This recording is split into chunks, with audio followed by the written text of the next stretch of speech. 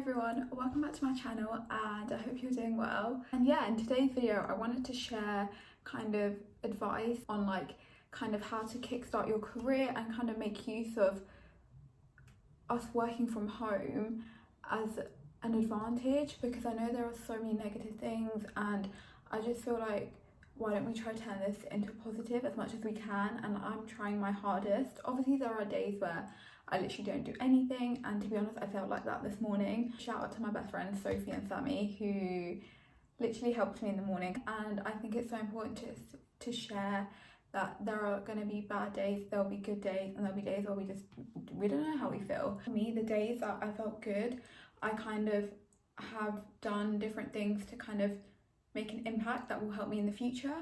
And yeah, I really hope it helps, and let's get started.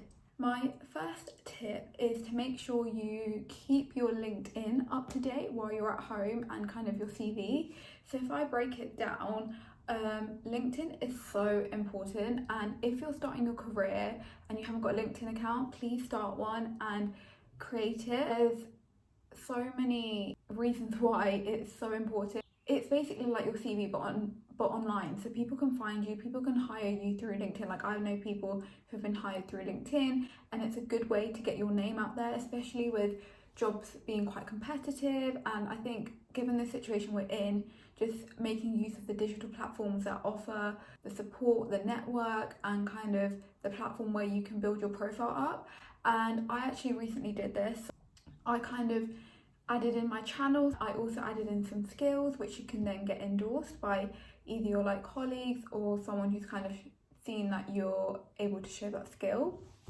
And there's a section on LinkedIn, I might insert screenshots just to help you guys. There's sections where you can write about your education, so make sure that's up to date. If you've obviously got your GCSEs, your A levels, so I put that in there.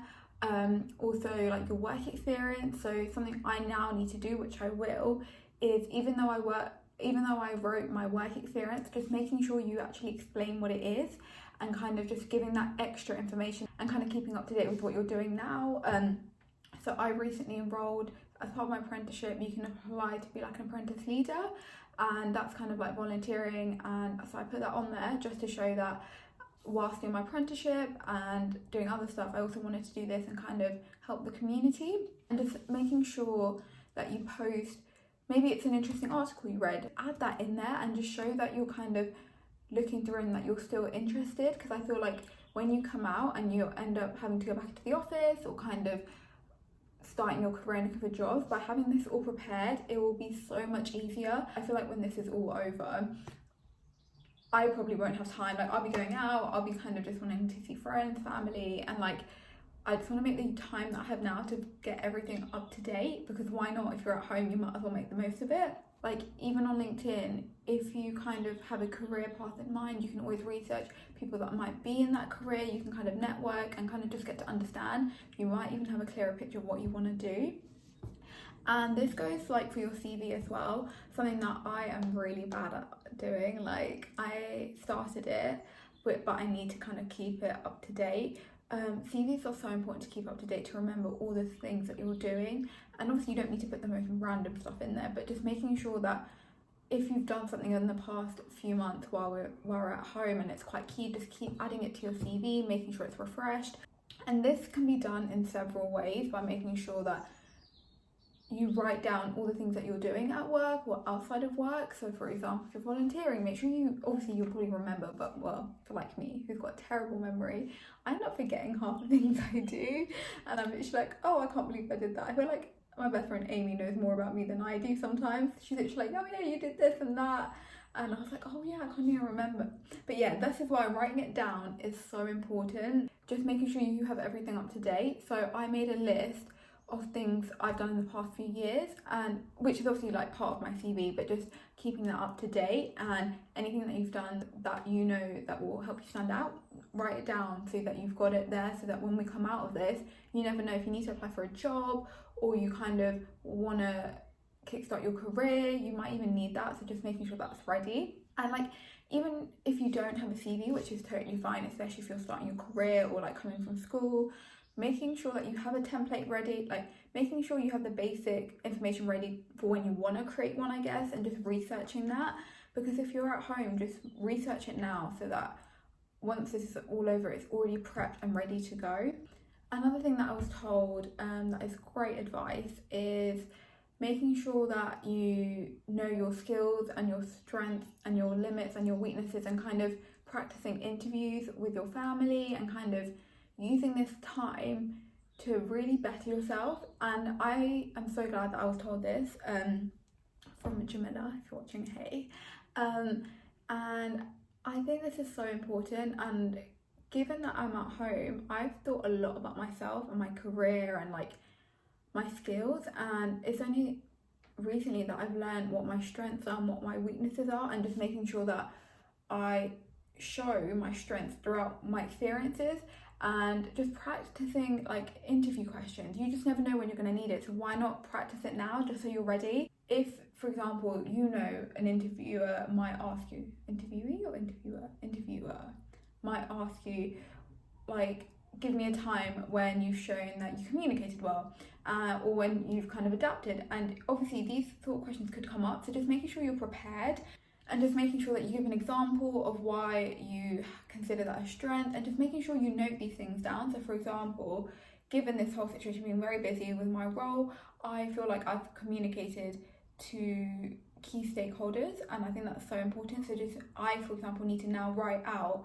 and be able to explain and give examples of how I've shown that, and like the result and the impact that that good communication had on like my projects and like overall. And I think it's so important to make sure you know your strengths and your weaknesses. And this can also help you form a PDP. So if you don't know what PDP is, it is called personal development. Actually, I don't even know what it's called. Let me search it up. I always just call it PDP, so I don't actually. It's called a personal development plan, so I was right. For some reason I thought it meant like professional or something. Well, I guess it could be. But yeah, use this time to kind of create a PDP if you haven't. And the reason being is, if you started your career, kind of outline your goals. And this is another point that I will make. As you can tell, I'm rambling on 7 different points at once, but hopefully it's still useful. But yeah, for your PDP, outline your goals. One, it will make you more motivated. I created mine a few weeks ago, went through it with my manager and my mentor, and it really helped me kind of consider what I actually want. And there'll be so many changes, like going through that feedback and kind of working with them. Obviously, I'm gonna need to make so many changes to it, but just knowing my main goals and kind of how I'm gonna get there will be a really useful thing for you guys to do whilst you're at home, because you've got that luxury of being able to research more in your own time. And I think the good thing about PDP, it really puts everything into perspective, and like it really shows you, it really, by putting it on paper, I feel like it makes it more real, if that makes sense. Like for me, I can be like, oh yeah, I don't know, I want this by the end of the year. But by saying it, one, probably going to forget it like I would, but also it just doesn't make sense because you've not kind of explained how you're going to get there, your challenges. And by writing it all down, you'll be able to work out how you'll get there. And I think use this time to actually really research what you want to do. This goes on to my next point. Research different companies, different roles, all related to what you want to do in the future. Obviously it might not just be because you want to look for a job in the future, but just understanding the different job descriptions out there, what skills are required, and then that will allow you to form your PDPs, to form your goals, to kind of turn your CV into the best it can be. So for example, I know that I want to 100% stick into digital marketing, but there are so many roles in marketing, and like digital marketing, there's like, I'm just literally giving one example, there's like CRM, like paid media, there's like analytical roles, there's so many, there's like PPC, paid, like you could be a campaign manager and social media analyst, and there are so many different ones. And obviously I've just started my career, and personally I still don't know what I want to do. I enjoy what I'm doing now and I absolutely love it. There is a whole world out there full of other opportunities and other roles.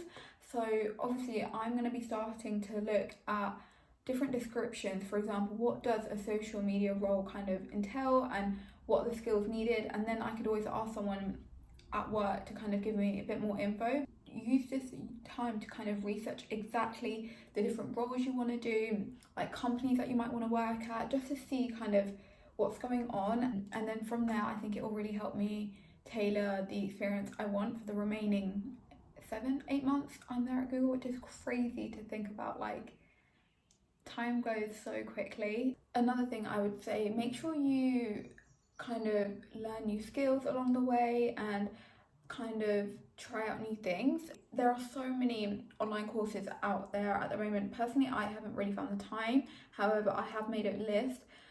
Well, that is a lie. When we started working from home, I got too excited in a way, and I just wanted to start every possible course I could, and that was really bad. Like, I had like 6 courses. I started learning Photoshop, like all these courses on like Digital Garage, like our courses that we get provided, and I just did so many. And then there was like my training for my apprenticeship, and I was like, I need to slow down. Like, I was just too excited that I wanted to learn everything, and I was like, that is impossible. And something that I'm going to be doing is making a list and then prioritizing the ones that I want to do, and see if you can get help from friends and family on it. And I personally have done that. So I wanted to learn Photoshop because I think for the role that I want to go in the future, that is a good skill to have. And because I noted that, I want to use this time to do that. So my friend Laura, shout out to you if you're watching, she has been helping me learn Photoshop. So I did a course on it, but me being me gets confused on a lot of things. And by working with her, and she's been really helpful, kind of going over little bits that I struggle with, and she's been teaching me. And so just use your friends and family if they can to kind of help you learn the skills you want to do. There's like so many courses out there that I know are either free or kind of heavily discounted. So if you want to learn, obviously I can only give my experience from marketing when I researched, but there are so many social media courses out there, how to use different programs like coding. I know Udemy does a few really good ones, and they were really expensive and have now been heavily discounted. LinkedIn do courses that you can do, like trials. Google offer quite a few courses to everyone. So just use this advantage to research kind of what you want to do in the future and courses that you can do now to help you get there. Obviously, I want to say it's totally okay to not know what you want to do, because I still don't know what I want to do within digital marketing, and it is totally okay to also be struggling during this time.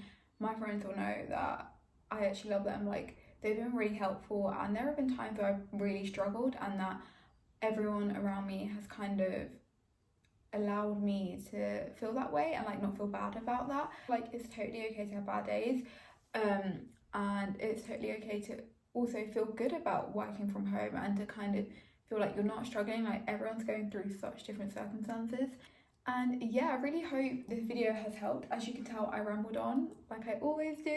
I hope you enjoyed this video, and let me know what other videos you want me to film whilst working from home. And yeah, I shall see you soon. Bye.